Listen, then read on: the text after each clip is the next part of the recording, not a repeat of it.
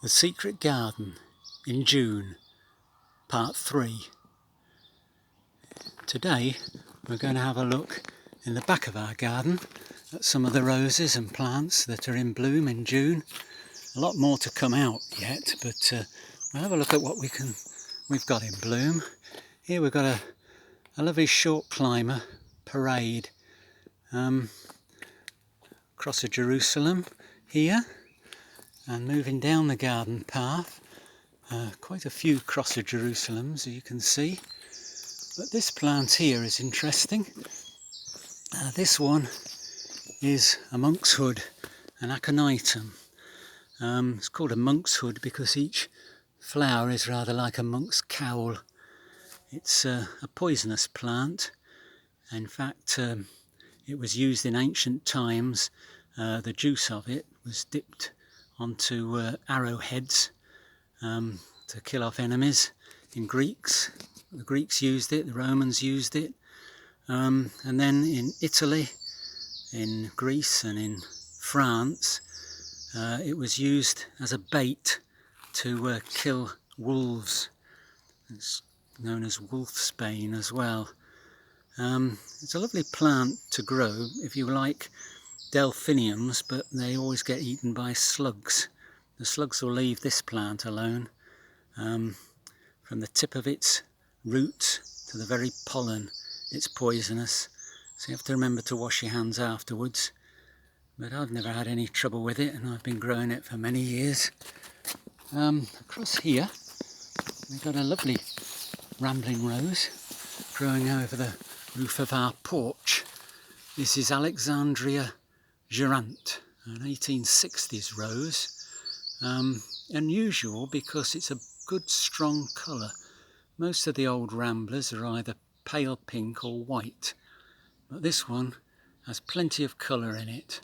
And growing through it, I've got a Clematis Pearl d'Azur. So when this is over, there'll be a lovely pale blue clematis growing up over our porch. So that's Alexandria Gérante. And across here, an unusual rose. This one is Zephyrin Druin. This one is an 1860 climber. Unusual because it's repeat flowering, but also it hasn't got any thorns on it. It's a thornless rose, which is quite unusual, really. A lovely rose, Zephyrin Druin. And then across here we've got, growing over the aviary, a new plant, a short climber, summertime.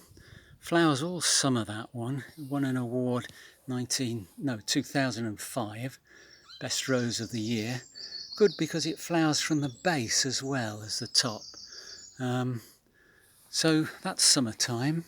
And then up here we've got a nice trim box hedge, and behind it these geraniums are coming out.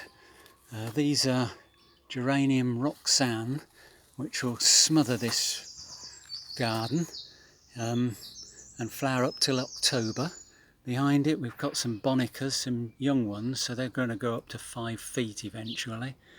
I suppose the highlight of the garden at the moment are these alliums, Allium Christophii. Beautiful heads on them, aren't they? Look at the size of them.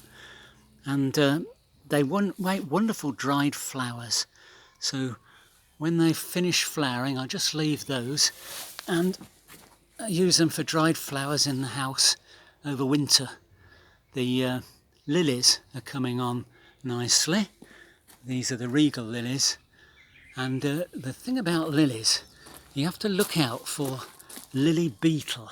I can't see any on here at the moment, but they're bright scarlet, and they'll damage the lilies if you don't catch them. They're easy to spot, but as soon as you move your hand up to get them, they drop off and fall on their backs on the floor. The backs are black, so it was a wonderful protection for them to just fall off onto their backs, and then you can't find them. So you have to try and put your hand underneath and shake the plant so it drops into your hand. But that's really it today. Apart from this rose, this is a rambler, Welschenbleu, an unusual one because it's purple.